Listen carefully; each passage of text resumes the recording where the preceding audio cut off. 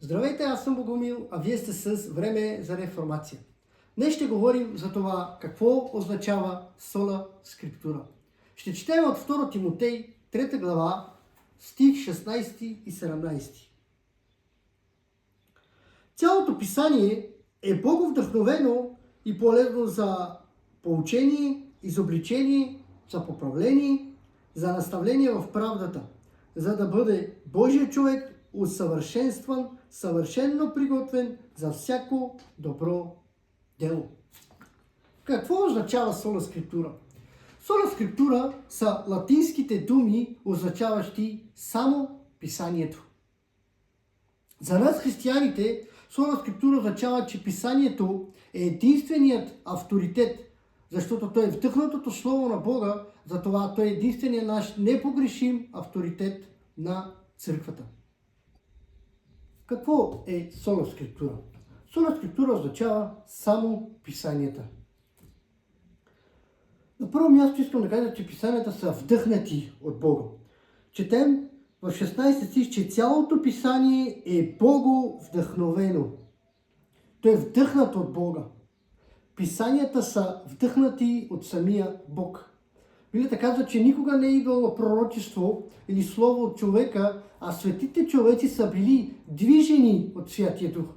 Тоест, Библията е нашият върховен авторитет и непогрешим стандарт за живота на вярата и какво трябва ние да вярваме. Всичко това, което трябва ние да правиме, е написано в Свещеното писание. Затова писанията казват, че цялото писание е боговдъхновено. Ето затова ние можем да се доверим на Библията, защото то е вдъхнато от Бога. На второ място искам да кажа, че сола скриптура означава, че писанията са достатъчни. За да може всеки човек да бъде съвършено приготвен за всяко добро дело. Ще четем от Уестминстърската изповед на вярата, която е писана през 1689 година. Авторитетът на свещеното писание, въз основа на който ние трябва да вярваме в него и да му се подчиняваме, не зависи от свидетелството на даден човек или църква, а проистича изцяло от Бога, който е самата истина, неговият автор. Следователно трябва да приемаме писанието, защото то е слово на Бога. Писанията са абсолютно достатъчни, за да могат всички неща относно вярата да ни бъдат дадени. Това, което е всичко нужно за спасението на човека, то е написано в Светата книга, наречена Библия. Друго нещо, което е сола скриптура, означава, че върховният авторитет е писанието. Продължаваме и казваме, че сола скриптура означава, че нашият единствен върховен авторитет са писанията. Ще четем отново от Уестминстърската изповед на вярата, която казва, че пълното учение на Бога относно всичко необходимо за неговата собствена прослава, за спасението, вярата и живота на човека е или ясно изразено в писанието, или може да бъде изведено от него като логично и необходимо следствие. Тоест, нашият единствен върховен авторитет е Божието Слово, съписанието. Но то не е единственият авторитет. Ние също така трябва да изследваме и да изучаваме църковните събори, църковната традиция, трябва да изучаваме църковната история, защото християнството е вече 2000 години. Така че единственият върховен авторитет за църквата не са папи, не са събори, не са свещеници, но е Божието Слово. Единственият авторитет за църквата е Божието Слово. Сола скриптура също така означава, че единственият ни непогрешим авторитет са писанията. Божието Слово е нашият авторитет, защото Бог е авторитетен. Бог е непогрешим, следователно и Неговото Слово е непогрешим. Цялото писание е боговдъхновено и е полезно за поучение. То е полезно за изобличение. То е полезно за да човек да може да бъде поправен. То е полезно, за да може човек да бъде наставлен в правдата, за да бъде подготвен за всяко добро дело. Ние трябва да изучаваме писанията, които са върховният ни авторитет, но също така трябва да изучаваме и църковната история. Сола скриптура също така означава, че писанията са ясни. Библията казва в Псалом 119 стих 101, че Твоето слово е светилник на носете ни.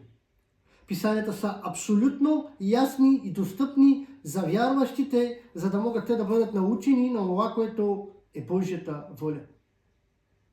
Библията казва във Второзаконие, глава 6, това е еврейската молитва и казва: Шма Израел Адонай, слушай Израилю, Господ твоя Бог е един Господ. И след това по-надолу казва: на тях да учиш прилежно децата си. Писанията са толкова ясни, че дори малките деца могат да бъдат научени от тях.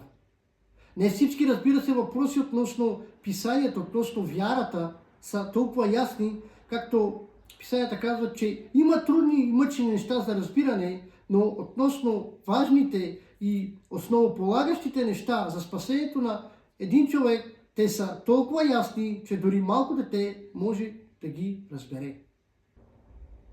Така че, какво разбираме под сола скриптура? Разбираме, че това са латински изрази и означава само писанието. Само писанието е нашият върховен авторитет, единствен авторитет. Да, ние трябва да изучаваме църковната история, да, ние трябва да слушаме богословие, трябва да слушаме съборите, трябва да изследваме писанието относно какво казват за всичко онова, което се отнася за нашата вяра, но накрая писанието е единственият върховен авторитет за вярващи. Едно кратко обобщение за това, което сме научили до сега, е, че Библията е вдъхната от Бога. Сола скриптура означава, че писанията са вдъхнати от Бога. Сола скриптура означава, че писанията са достатъчни. Не само сола скриптура, а достатъчността на писанията. Тота скриптура. Т.е. писанията са достатъчни, за да може всеки човек да бъде съвършено подготвен за всяко добро дело. Другото нещо относно сола скриптура е яснотата на писанието. Писанията са ясни. И другото важно нещо, което трябва да разберем, е авторитетът на писанието. Авторитетът на писанията идва от самият автор. Бог е нейният автор. И тъй като Бог е непогрешим и авторитетен, тъй като Бог е свят и писанието му е непогрешимо, затова ние трябва да изследваме писанията, за да можем да имаме реформа в нашите семейства, в нашите домове и в нашите църкви. Соли Дел Глория, Бог да ви благослови.